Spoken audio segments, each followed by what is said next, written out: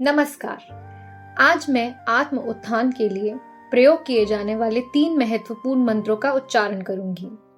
उसके बाद उन 3 मंत्रों के अर्थ बताकर उनकी व्याख्या करूंगी। उनका अर्थ समझने के बाद उनका जप करने से मंत्र सिद्ध होता है, अर्थात अधिकतम लाभ प्राप्त होता है, यानी आत्म उन्नति का लक्ष्य प्राप्त होता है। यह आपके ऊपर निर्भर करता है कि आप तीनों मंत्रों का उच्चारण साथ में ही करते हैं अथवा एक एक मंत्र का उच्चारण करते हुए ध्यान में बैठें। आप 108 बार उच्चारण करें अथवा समय निर्धारित कर 5 मिनट 10 मिनट तक बैठकर जप करें। धीरे धीरे अभ्यास का समय बढ़ाएं। अब मैं मंत्रों का उच्चारण कर रही हूं। ओम अस्तो मा सद्गमय, ओम तमसो मा ज्योतिर्गमय, ओम मृत्युर्मा अमृतम गमय। अब मैं पहले मंत्र का अर्थ बताकर व्याख्या करूंगी। ओम अस्तो मा सद्गमय का अर्थ है कि हे भगवान, आप मुझे असत्य से सत्य की ओर ले जाएं, अर्थात झूठ के रास्ते से हटाकर सत्य यानी सच्चाई के रास्ते पर ले जाएं। सद का अर्थ अच्छाई भी होता है, जैसे सद्गुण जिसका अर्थ है गुणवान। सच्चाई के मार्ग पर चलने वाला व्यक्ति ही सद्गुणी अथवा गुणवान कहलाता है। साधारण मनुष्य बात बात में झूठ बोलता है। झूठ बोलने की इतनी आदत पड़ जाती है कि वह सत्य के महत्व को ही भूल जाता है। कभी कभी वह अपनी शान में झूठ बोलता है, कभी अपनी गलती छुपाने के लिए, तो कभी दूसरों से लाभ प्राप्त करने के लिए। बेसिकली वह अपने स्वार्थ के लिए ही झूठ बोलता है, फिर वह उसका आदी हो जाता है। इस मंत्र के द्वारा हम ईश्वर से प्रार्थना करते हैं कि वह हमें सच्चाई के मार्ग पर चलने में सशक्त बनाए। मंत्र चूंकि वेदों से लिए गए हैं, इसलिए मंत्रों की अपनी शक्ति एवं महिमा होती है। मंत्रों के बार बार उच्चारण करने से वे हमें गुरु रूप में सत्कर्म करने की प्रेरणा देते हैं। इस मंत्र का जो अर्थ अभी बताया गया है वह महत्वपूर्ण तो है ही, परंतु सिंपल एवं शाब्दिक अर्थ है, जो हम सामान्यतः आम लोगों और बच्चों को शुरू से ही सच बोलने की प्रेरणा देने के लिए बताते हैं, ताकि वे संस्कारी बन सके। इस मंत्र का एक गूढ़ यानी गहरा अर्थ भी है, जो श्रीमद् भगवद गीता के 2 अध्याय के 16वें और 17वें श्लोक के अर्थ में बताया गया है। असत वस्तु की सत्ता नहीं और सत का अभाव नहीं है। प्रकृति की हर चीज जो दृश्य वर्ग अर्थात दिखाई देती है वह असत है, और उसमें जो सत्ता है वही सत है।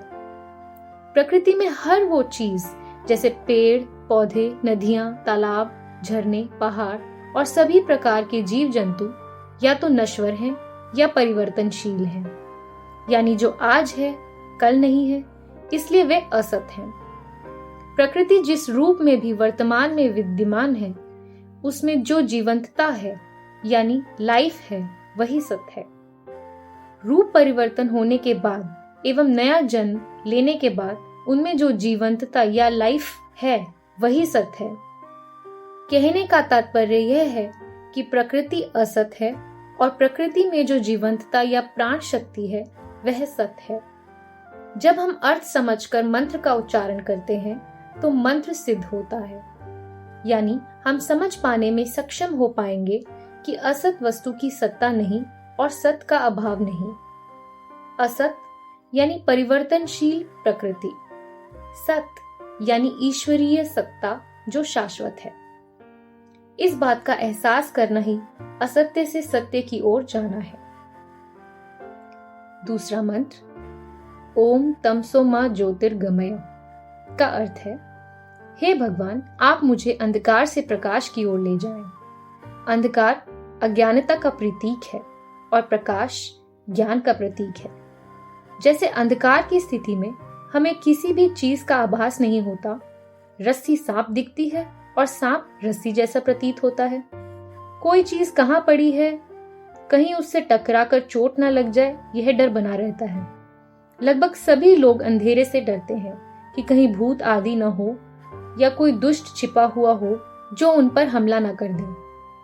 लगभग इसी प्रकार की ही स्थिति अज्ञानता के कारण हो सकती है, क्योंकि अज्ञानता में हम अपने आप को ठीक से समझ नहीं पाते हैं।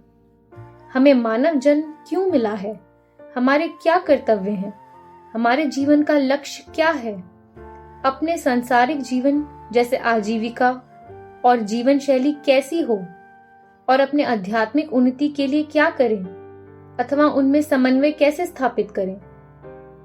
अब हम जानेंगे ज्योति यानी प्रकाश के बारे में। प्रकाश का सीधा अर्थ ज्ञान है।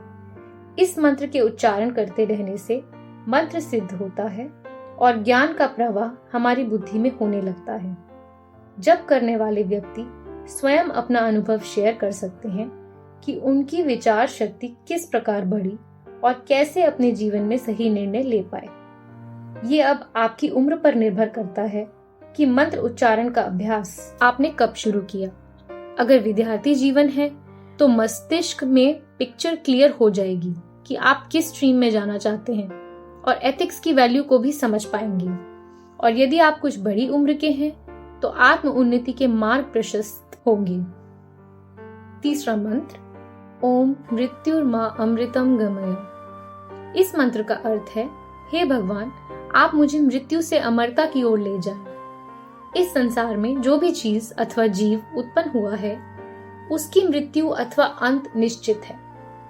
अतः हम अपने जीवन को किस प्रकार जिएं कि वह अमर हो जाए, यह समझने के लिए हमें यम और नियम को समझना पड़ेगा। भक्ति सागर, जो कि एक महान ग्रंथ है, के अनुसार यम और नियम के 10-10 अंग हैं। यम के 10 अंग इस प्रकार हैं: अहिंसा, सत्य, अस्तेय, ब्रह्मचर्य, क्षमा, धृति, दया, आर्य, मिताहार और शौच। अहिंसा, मन, वाणी और कर्म से किसी को कष्ट न पहुंचाना ही अहिंसा है। सत्य, झूठ न बोलना, एवं सत्यम प्रियम हितम च सत, यानी सत्य वही है जो प्रिय हो एवं हितकारी हो।